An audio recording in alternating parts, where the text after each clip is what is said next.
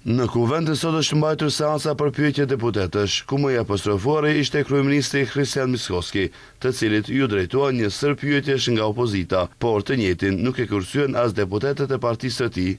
Në mesin e shumë pyetjeve, deputeti nga VMRO-DPMNE, Lupçe Prengxhov, e pyeti kryeministrin e Kristian Mickoski nëse ka pasur marrëveshje për kthimin dhe lirimin e ish-zëvendës kryeministrit Artan Grubi.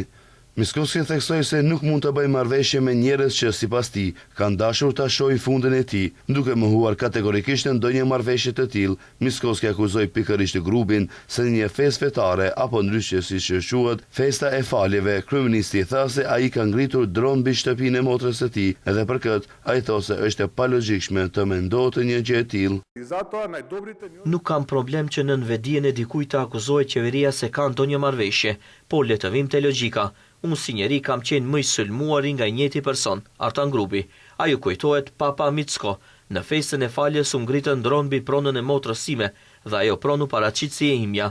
Dhe tani, sipas një logjike të çuditshme, unë dal si kryetari i qeverisë dhe bëj marrëveshje me këta që duan ta shohin fundin tim politik dhe si njeri. Kjo nuk ka asnjë logjik. I aratisturi, siç e quajti Mickoski, tha se është i siguruar nga organet e rendit, ndërsa gjithçka më tej është e vendimi i gjyqësorit dhe kjo nuk ka lidhje me qeverinë. Ai shtoi se në opinion po krijohet histeri, ngjajshëm si në raste të tjera ku janë përhapur skenar dhe kolaps ekonomik apo krizë migratore.